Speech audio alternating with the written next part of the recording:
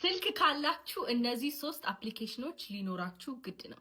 ስልክ ከሌላችሁ በስልካችሁ ስክሮል አድርጉ ወይም ስልክ ላለው ጓደኛችሁ ላኩለት። ሶስተኛው እንግዲህ በጣም የምወደው በነፃ መጠቀም የምትችሉበት አፕሊኬሽን ዱኦሊንጎ ነው። በዱኦሊንጎ እንግዲህ በነፃ የፈለጋችሁትን ቋንቋ መማር ትችላላችሁ። የሚነግራችሁ ላይ ጽሁፉን ብቻ ሳይሆን መስማት እንድትችሉ ቋንቋውን ትጽፋላችሁ። ራሱ ላይ ፕራክቲስ ታደርጋላችሁ። ከከፈላችሁ ደግሞ በቪዲዮ ያናገራችኋል። ግን ሳትከፍሉ ራሱ በቂ መማር ትችላላችሁ። ዱኦሊንጎ ላይ እንግዲህ እኔ ስፓኒሽ እየተማርኩኝ ነው። እናንተም የፈለጋችሁትንም የትኛውንም ቋንቋ መማር ትችላላችሁ። ስትሪኮች ምናምን ስላሉት ደግሞ እንደ ጌም ነው፣ እልህ ይይዛችኋል። በየቀኑ አንዳንድ ፕራክቲስ እንድታደርጉ ያደርጋችኋል። ሁለተኛው ከስልካችሁ ሊጠፋ የማይገባው አፕሊኬሽን ደግሞ ሁፕላ ነው።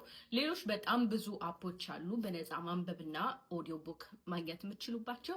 እኔ የምጠቀመው ሁፕላ ነው። ስራ እየሰራው ምናምን ኦዲዮ ቡክ ጆሮዬ ላይ አድርጌ ማጽዳትም ከሆነ ቤት